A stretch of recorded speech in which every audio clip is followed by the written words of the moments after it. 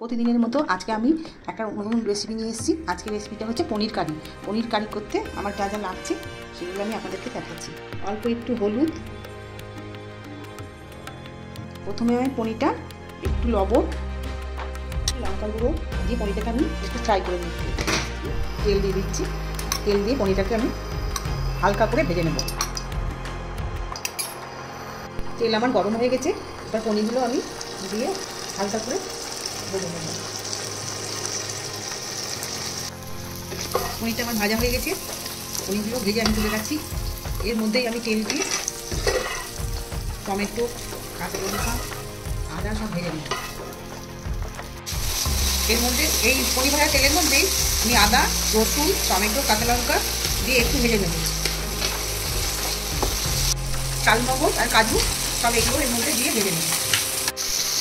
গোটা গরম মশলা, একটু সাদা জিরে, গোলমরিচ এর মধ্যে দিয়ে ভেজে নেব।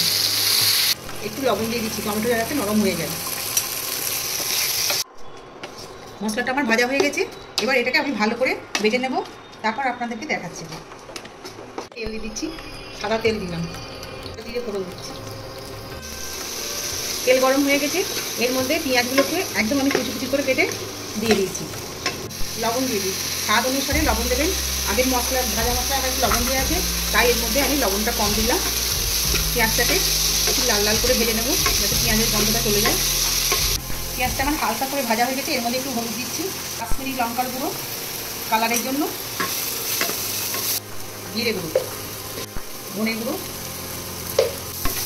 জিরে গুঁড়ো সব মশলা দিয়ে একসাথে আমি কষিয়ে নেবো। মশলার পেস্টটা এবার এর মধ্যে দিয়ে দিচ্ছি। ক্যাপসিকাম যেটা কেটে রেখেছিলাম সেটা দিয়ে দিচ্ছি। ব্যালেন্সের জন্য একটু মিষ্টি দিয়ে দিচ্ছি। 2 চামচ ফ্রেশ ক্রিম দিয়ে দেবো। মশলার মধ্যে পনিরগুলো আমি দিয়ে দিচ্ছি। পনিরগুলো ভেজে রেখেছিলাম।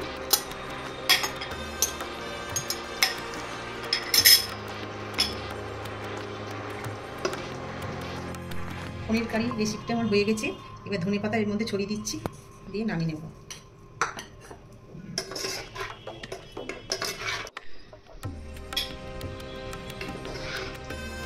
রেসিপিটা যদি আপনাদের পছন্দ হয়ে থাকে তাহলে আমার চ্যানেলটিকে লাইক, সাবস্ক্রাইব এবং শেয়ার করে দেবেন। নতুন বন্ধুদের উদ্দেশ্যে আমি বলছি, নতুন বন্ধুরাও আমার চ্যানেলটিকে একটু ফলো করবেন, লাইক, সাবস্ক্রাইব এবং শেয়ার করে দেবেন। এই রান্নাটা খুব সুন্দর হয় খেতে, বাড়িতে আপনারা রান্না করে খাবেন। এটা সব কিছুর সঙ্গে খাওয়া যায়, লুচি, পরোটা, ফ্রাইড রাইস, জিরা রাইস সব কিছুর সঙ্গে খাওয়া যায়। আপনারা করে খেয়ে দেখবেন, খুব ভালো হয় রান্নাটা।